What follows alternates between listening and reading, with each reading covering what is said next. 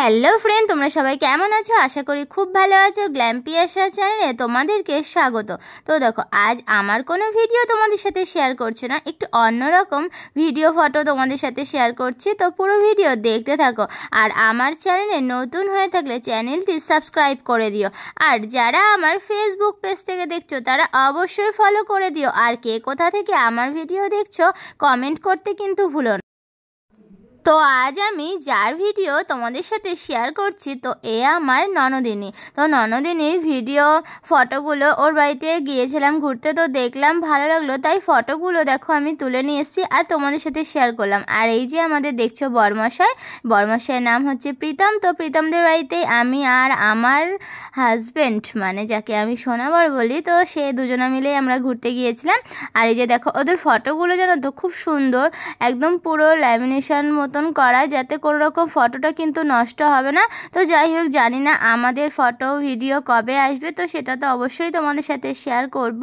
আর ওদের ফটোগুলো আমার কাছে তো খুব ভালো লেগেছে, খুব সুন্দর মানে তুলেছে ফটোগুলো।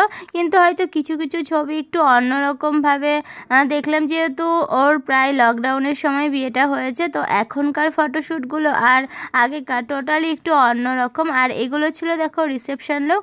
আর হ্যাঁ, তোমরা যারা আমার ভিডিও দেখছো জানি এই ফটোতে অনেকেই আছে, তো কে কে এই ফটোতে আছো অবশ্যই কিন্তু কমেন্ট করতে ভুলো না।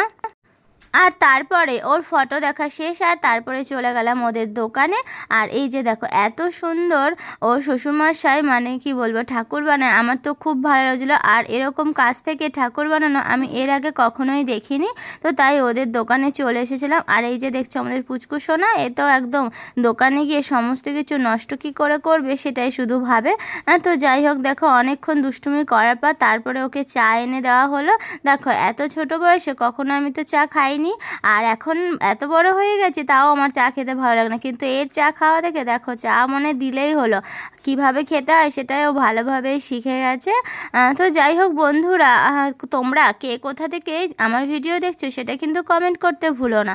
আর এই যে দেখো চা খাওয়া হয়ে গেলে চলে যাবো আমরা ফুচকার দোকানে। আর হ্যাঁ, আমার ভিডিও তোমাদের কেমন লাগে সেটা কিন্তু একটা করে কমেন্ট করে যে দেখো ওর চা খাওয়া হয়ে যাওয়া, তো আবার সবার কাছ থেকে গিয়ে চা চাইছে, ওকে নাকি চা দিতেই হবে। আর এত দুষ্টুমি করে কি বলবো, আর এত পাকা পাকা কথা, খুব ভালো লাগে।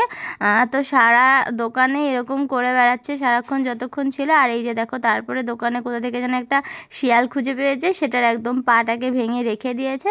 আর এই যে দেখো সেই যে বরমশাই এখন দেখো ঠাকুরের জিনিস বানাচ্ছে। তো প্রীতম খুব ভালো, আর ওর ব্যবহার তো সত্যি খুব অতুলনীয়। তো ওদের বাড়িতেই চলে গিয়েছিলাম ফুলিয়ায় ঘুরতে, আর ঘুরতে গিয়ে তো খুব ভালো লেগেছে। আর এই যে দেখো কত সুন্দর ঠাকুরের হাতের আঙুলগুলো বানাচ্ছে, দারুণ, কখনো এভাবে তো দেখিনি।